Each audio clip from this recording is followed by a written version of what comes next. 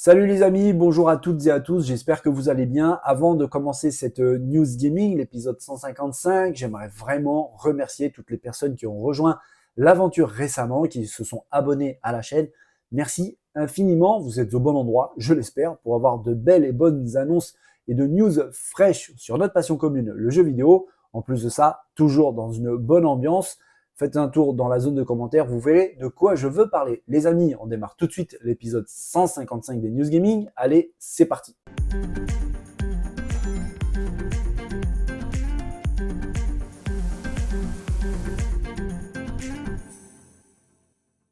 Shuntaro Furukawa, qui est le président de Nintendo, a répondu à pas mal de questions au très populaire journal japonais Nikkei, avec forcément des questions sur la prochaine console de Nintendo, mais aussi sur la Switch actuelle, qui, on va pas se mentir, commence doucement à accuser le poids des âges, mais franchement, elle a une durée de vie assez impressionnante, et même encore aujourd'hui, elle se vend comme jamais, et des très très bons titres arrivent très régulièrement sur la machine.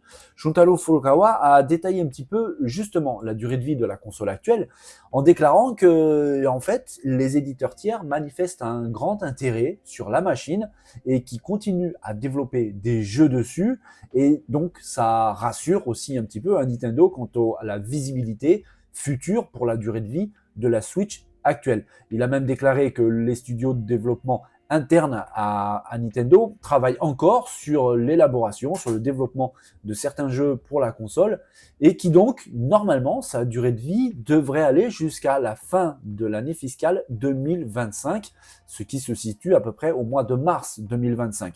C'est très intéressant, parce qu'en fait, on le sait, Nintendo prépare activement tout de même la présentation de sa future console et très probablement aussi la sortie pour justement l'année 2024. Ce qui voudrait dire que les deux consoles pourraient très bien cohabiter ensemble pendant une période assez longue, à peu près 1 an. Et d'ailleurs, Furukawa-san, le président de Nintendo, l'a confirmé. Il est possible donc que les deux consoles soient en même temps en vente au même moment. Ça permettra une transition en douceur. Ça va faciliter un petit peu le travail pour les développeurs. Alors maintenant, on pourrait peut-être mettre aussi en avant le problème du cross-platform. On l'a vu, par exemple, avec Xbox Series X et Xbox One, la PS4 et la PS5, ça n'a pas toujours été à l'avantage des consoles nouvelle génération, on est d'accord les amis. Est-ce que ce problème va se répercuter, va se répéter sur la prochaine console de Nintendo? Est-ce que les développeurs qui vont sortir très probablement un jeu sur la Switch actuelle et sur la prochaine console ne vont pas se retrouver dans la même situation que par exemple les développeurs pour un jeu PS5, la situation dans laquelle il fallait que le jeu soit compatible avec les deux machines, et puis forcément il ne permettait pas d'exploiter au mieux les capacités de la console nouvelle génération. Je l'espère pas.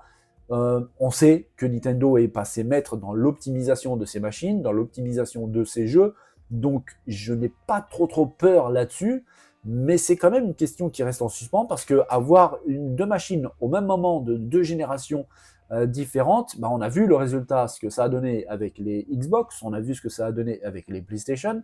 C'est vrai que c'est un confort plus ou moins relatif, parce que ça ne provoque pas une réelle cassure. Ça peut être intéressant pour les développeurs par exemple, mais ça peut être aussi contre-productif, avec donc justement ces portages cross-platform cross-génération, qui peuvent en quelque sorte dégrader la qualité finale du jeu, qui aurait pu franchement être bien meilleur que au moment où il est sorti, tout simplement parce que il est grévé par la puissance de la génération ancienne, précédente. Donc on verra, ce n'est pas pour tout de suite que la console va sortir. Normalement, je pense que le 3-4 premiers mois de l'année prochaine, on devrait probablement avoir la présentation de la console de Nintendo, en tout cas son annonce, pour une sortie peut-être le deuxième semestre de l'année 2024, très probablement après le mois de septembre.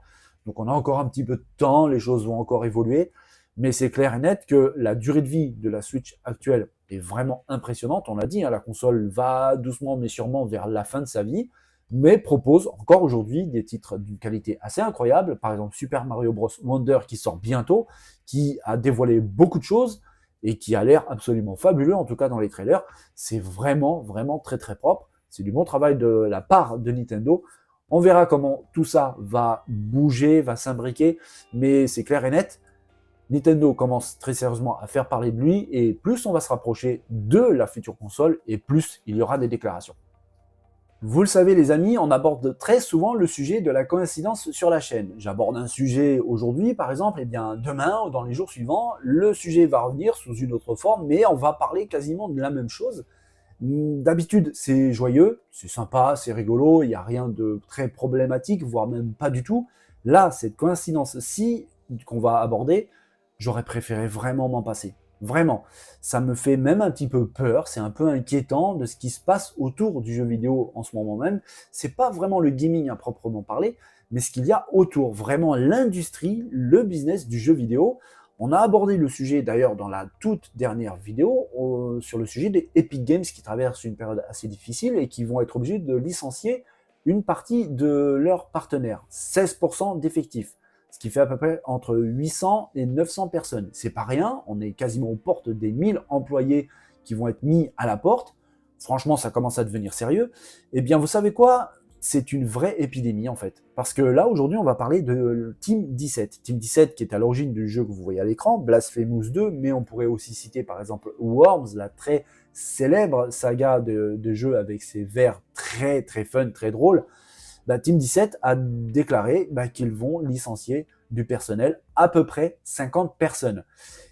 Dans ces 50 personnes, la majorité viennent quand même de la section QA, et en gros, pour résumer vite fait, pour expliquer grossièrement, la section QA chez un éditeur, chez un développeur, c'est en quelque sorte le contrôle qualité. C'est là où il y a les bêta-testeurs qui testent les jeux quasiment finis, et ils font remonter aux développeurs les problèmes, les bugs, des problèmes de stabilité, de jouabilité, le gameplay. Bref, c'est là vraiment que le jeu se finalise. Eh bien, la majorité de ces 50 personnes font partie de ce contrôle qualité.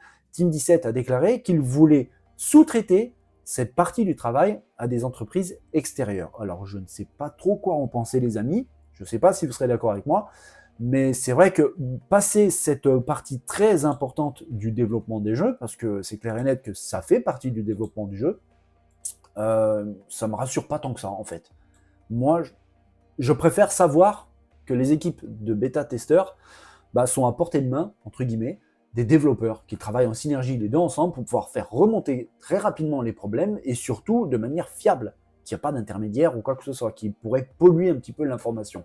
Et puis surtout, avoir des bêta-testeurs dans la même société, font qu'ils ont la même, en quelque sorte, culture du jeu vidéo, la même vision sur le jeu sur lequel ils sont en train de travailler, et donc ça permet d'avoir une cohérence. Je ne suis pas convaincu que ça soit le même cas si la société qui s'occupe des bêta-tests est une entreprise externe. Je n'en sais rien, je dis peut-être une bêtise, sûrement même, mais c'est un petit peu ma vision de la chose. Toujours est-il que c'est le cas, c'est malheureux, mais c'est comme ça, ce sont des personnes de contrôle qualité qui vont être licenciées, et cette mauvaise nouvelle s'accompagne d'une autre mauvaise nouvelle. Parce que chez Team 17, le PDG de Team 17 va aussi quitter son poste. Michael Pattinson va aussi partir de Team 17, soi-disant à l'amiable, comme a été déclaré par Team 17.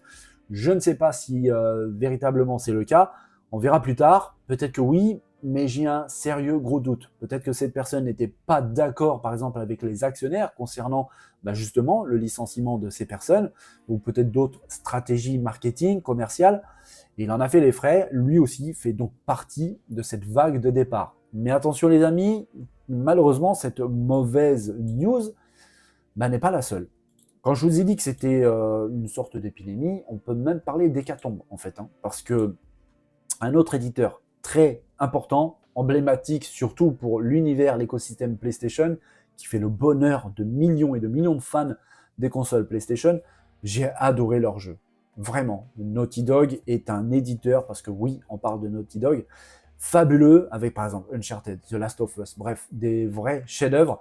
Eh bien, Naughty Dog traverse aussi une période assez compliquée, et ça a l'air assez grave en fait, parce que l'éditeur a déclaré qu'il va licencier, ou même peut-être que c'est déjà fait, environ 25 personnes. Et je vous donne en mille, parmi ces 25 personnes, la majorité viennent eux aussi également du contrôle qualité. Ça commence à être un petit peu inquiétant, je ne sais pas pour vous, mais personnellement, je trouve ça assez bizarre, étrange, ça fait un petit peu peur. Et surtout, en plus de ça, Naughty Dog aurait euh, en gros, hein, déclaré que les personnes concernées n'ont pas le droit de déclarer quoi que ce soit. Hein. Ils ont ordre de garder le silence à propos de ces licenciements et qu'en plus de ça, ces personnels n'auront aucune compensation et que leurs contrats vont se terminer à la fin de ce mois-ci, mois d'octobre. C'est très étrange, c'est très grave et apparemment tout ça vient du fait que l'éditeur traverse des difficultés concernant le développement de ce jeu en mode multijoueur. Vous le savez, il y a une version multijoueur de The Last of Us qui est en préparation chez Naughty Dog et il y a beaucoup de problèmes. Est-ce que c'est pourquoi Naughty Dog n'est pas habitué à faire du multijoueur et donc il rencontre des difficultés? Je n'en sais rien. Toujours est-il que d'après le média Kotaku, eh bien, la version multijoueur de The Last of Us est totalement gelée. Ça ne veut pas dire qu'il est annulé, attention, mais en tout cas, il est à l'arrêt total. Et apparemment, Naughty Dog est en train de se recentrer même sur ce qu'il sait faire de mieux, c'est-à-dire le jeu narratif solo, ce qui a fait le succès du studio et le succès des consoles PlayStation. En soi, je ne sais pas trop comment le décrypter. C'est plutôt une bonne nouvelle de revenir un petit peu vraiment à l'ADN de Naughty Dog. C'est ce qui a fait vraiment le succès du développeur et des PlayStation. C'est quelque chose qui me plaît énormément. J'ai pris un pied fou à jouer à The Last of Us, à Uncharted. Mais de là à en venir à licencier du monde, à les empêcher d'avoir des compensations financières, là par contre, ça m'enchante un petit peu moins. C'est vraiment une décision lourde. C'est pas énormément de monde qui vont être licenciés. On parle d'à peu près 20-25 personnes, mais ça reste beaucoup trop tout de même. On parle quand même du jeu vidéo. Hein. Ça devrait rester un plaisir pour tout le monde, y compris pour les développeurs qui travaillent dessus. Mais vous savez quoi? C'est pas la dernière mauvaise nouvelle. Je vous ai dit, c'était une vraie hécatombe. Là, on va revenir d'Epic Games. Parce qu'on le sait, l'éditeur va licencier pas mal de monde. Hein. Je disais tout à l'heure que c'était entre 800 et 900 personnes, à peu près 16% de l'effectif d'Epic Games, c'est tout de même assez sérieux. On apprend aujourd'hui que le directeur de la stratégie de publication d'Epic Games quitte l'entreprise. Sergei Galiokin a décidé de partir. Alors, est-ce que c'est lui qui a décidé de partir ou est-ce qu'il a été poussé à le faire? Pour l'instant, on n'en sait rien. Mais il y a tout de même des petits indices qui font comprendre que ça serait peut-être la deuxième solution. Déjà, il a déclaré sur Twitter, et je cite, « Ces 8 années ont été parmi les plus excitantes de ma carrière et je suis profondément reconnaissant envers mes anciens collègues d'Epic Games et Tim Sweeney de m'avoir permis d'aider à construire Epic 4.0. » Alors, il a remercié son entreprise pour toutes les bonnes choses qu'ils ont fait ensemble et que l'entreprise même, par exemple, a aidé l'Ukraine avec un don assez important, avec beaucoup de choses, même la relation qu'il y a entre, la séparation des revenus entre les plateformes de vente et les éditeurs et développeurs, tout ça vient de lui. Le succès magistral de Fortnite, ça vient aussi de lui, mais apparemment, tout n'était pas rose entre lui et les dirigeants d'Epic Games, parce que dans son long message, il a fait comprendre quand même certaines choses avec des phrases qui, en plus de ça, veulent dire beaucoup de choses. Hein. Il a déclaré que, déjà, il ne trouvait pas qu'il était le bon candidat pour la direction que prend Epic Games en tant qu'entreprise. Ça veut dire déjà pas mal de choses. Et il a déclaré aussi qu'il a l'espoir bientôt, et je cite, de m'exprimer davantage maintenant que je n'ai plus à m'inquiéter du fait que le service des relations publiques vienne dans mes messages privés. C'est vrai que maintenant qu'il a été licencié ou qu'il est parti de lui-même, il a plus à avoir peur hein, que l'éditeur, que la relation publique, la RH regarde ses messages et donc lui tombe dessus, lui tape sur les doigts. Très bientôt, il sera libéré de tout ça et il va pouvoir parler. On va peut-être savoir pourquoi est-ce qu'il a quitté Epic Games. On va savoir pourquoi et surtout peut-être ce qui se passe au sein de l'éditeur développeur. Toujours est-il que tout ce qui se passe en ce moment dans le jeu vidéo, parce qu'on avait abordé aussi le sujet de Creative Assembly, de Sega, qu'ils ont annulé, arrêté le développement de Ienas. On avait aussi abordé le sujet de Embracer, qui traverse beaucoup de difficultés, de Devolver, qui traverse beaucoup de difficultés. Ça commence à faire beaucoup, c'est assez inquiétant. On verra un petit peu comment tout ça va évoluer. Et c'est assez curieux même, parce que cette année 2023, elle n'est pas si mauvaise que ça en termes de vente de jeux vidéo, avec des succès colossaux. On voit par exemple avec Baldur's Gate, Zelda, et puis tout le reste aussi, hein, des jeux qui ont vraiment beaucoup de succès. Il y a beaucoup de jeux qui arrivent là pour cette deuxième partie de l'année 2023, des titres en quantité mais aussi en qualité. Est-ce que c'est pas une manière d'optimiser justement les revenus, de se séparer de quelques employés pour pouvoir engranger plus de bénéfices? On le sait, c'est une pratique très vicieuse, mais qui existe dans le monde du travail, dans absolument tout le monde du travail, pas seulement le gaming. Ou est-ce que les éditeurs, les développeurs, avec la visibilité qu'ils ont dans un futur plus ou moins proche, 2024-2025, savent déjà que ça va pas super bien se passer avec les inflations et tout? Je sais pas. Franchement, je n'en sais rien. Dites-moi dans les commentaires ce que vous pensez un petit peu de cette affaire, les amis, parce que c'est vrai que là, ça commence franchement à être assez inquiétant. Je suis pas certain qu'il y a d'autres nouvelles, hein, encore qui risquent d'arriver dans très peu de temps concernant une autre société. On va apprendre encore des employés licenciés, de tel ou tel directeur qui va encore partir. Bref, ça fait un petit peu peur. J'espère que ça va se calmer, parce qu'il faut penser à toutes les familles hein, qu'il y a derrière, déjà, et puis aussi le développement des jeux, les contrôles qualité, comment tout ça va se passer. Bref, on surveille ça du coin de l'œil, mais c'est vrai que c'est pas très engageant. Alors, malgré toutes ces mauvaises nouvelles, on va pas se mentir, c'était vraiment pas joyeux, le jeu vidéo nous apporte de temps en temps des belles news. Et celle-ci, vraiment, ça fait plaisir. Et d'ailleurs, elle me fait penser un petit peu à une expression qui dit « il ne faut jamais dire jamais ». Vous allez comprendre très très vite pourquoi je sors cette expression. On va parler de Baldur's Gate 3. Le jeu est un succès colossal, il est sorti sur PC, sur PS5, et vraiment, c'est un énorme succès. Son seul problème, c'est qu'il n'est qu'en version digitale, en dématérialisé. Je vous ai dit, il ne faut jamais dire jamais. Pourquoi? Tout simplement parce que nos amis japonais vont pouvoir mettre la main sur la version physique de Baldur's Gate 3. Ce sera au mois de décembre et même le 21 décembre prochain pour être exact, les japonais auront la chance d'acheter Baldur's Gate 3 en version physique, donc avec le disque. Ça semble assez fou de dire ça parce que le démat, on en parle quasiment tous les jours, avec de plus en plus de jeux qui sort en version dématérialisée. On sait que tôt ou tard, on va y arriver. L'histoire du jeu vidéo et surtout les questions d'argent poussent vraiment la production de jeux dans ce sens. Mais ça fait vraiment plaisir d'avoir cette nouvelle. Alors, est-ce que le succès colossal de Baldur's Gate 3 n'a pas poussé l'Ariane Studio à donc éditer le jeu aussi en version physique pour l'instant pour le Japon? Est-ce que ça va leur donner des idées pour pouvoir le sortir dans d'autres régions du monde, par exemple l'Europe, avec une localisation en français?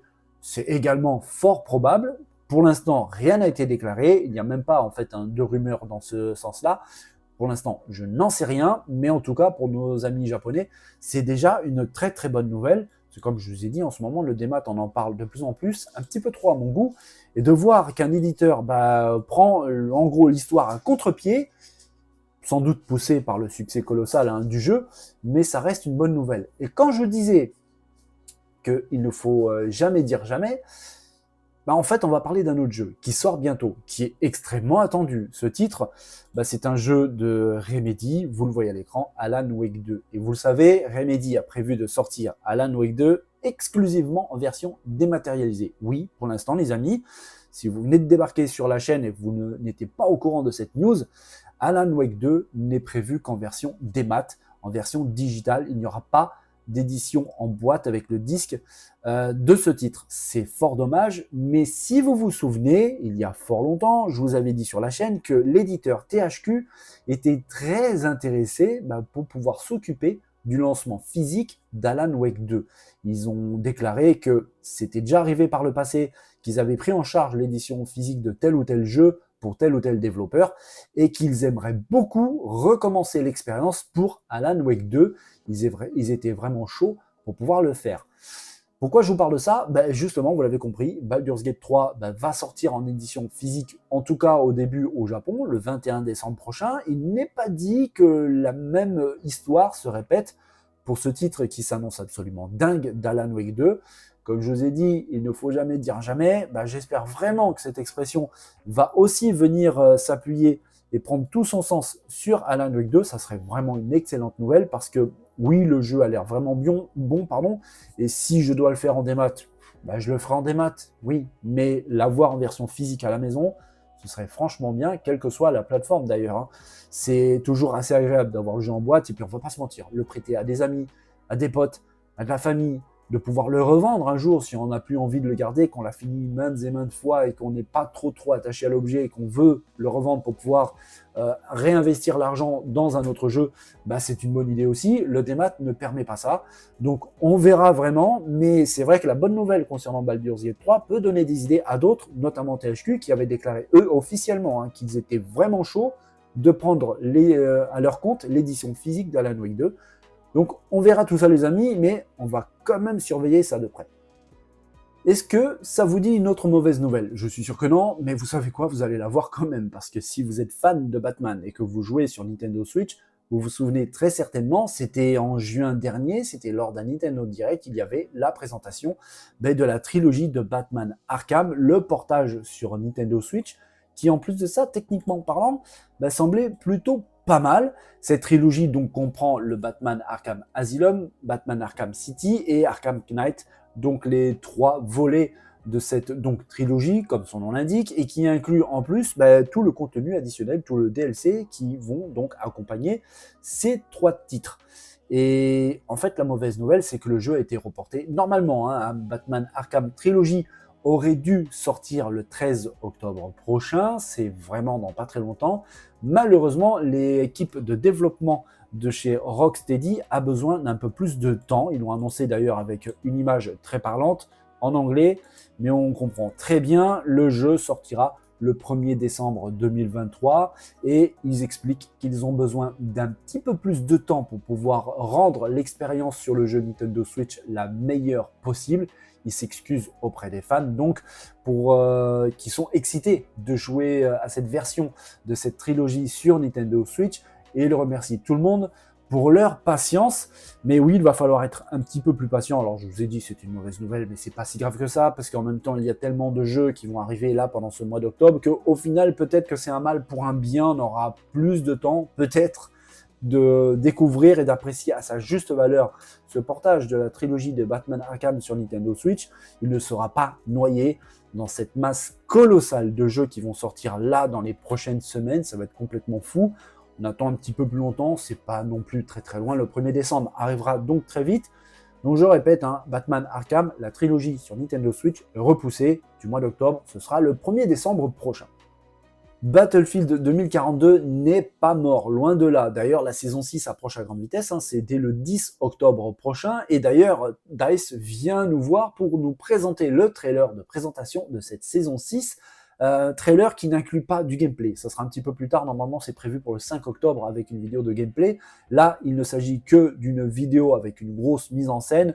En gros, dans l'habitude de DICE, dans l'habitude de Battlefield, avec des choses très impressionnantes, une mise en scène vraiment de qualité, et qui nous apprend quand même pas mal de petits trucs très sympas concernant cette saison 6, qui est intitulée Dark Creation, où on voit 2 camps qui se font face, et dans l'un de ces 2 camps, il y a un soldat qui apparemment a été modifié génétiquement, et qui se retrouve avec des capacités bien supérieur à un simple soldat entre guillemets normal, on le voit à l'écran ici, il a la possibilité par exemple de se déplacer et surtout de voir dans le noir de manière assez facile et d'autres choses aussi, il a l'air bien plus solide, plus rapide et plus costaud qu'un autre soldat, heureusement qu'il n'a pas l'air accompagné de plein de soldats un petit peu comme lui, mais toujours est-il que ce trailer, cette vidéo, est assez impressionnante, il y a énormément d'action, on sent tout de suite que ça va tabasser dur, vraiment, l'ambiance a l'air d'être au rendez-vous, ça a l'air péchu, bourré d'action, bourré de fun aussi, j'ai énormément de bons souvenirs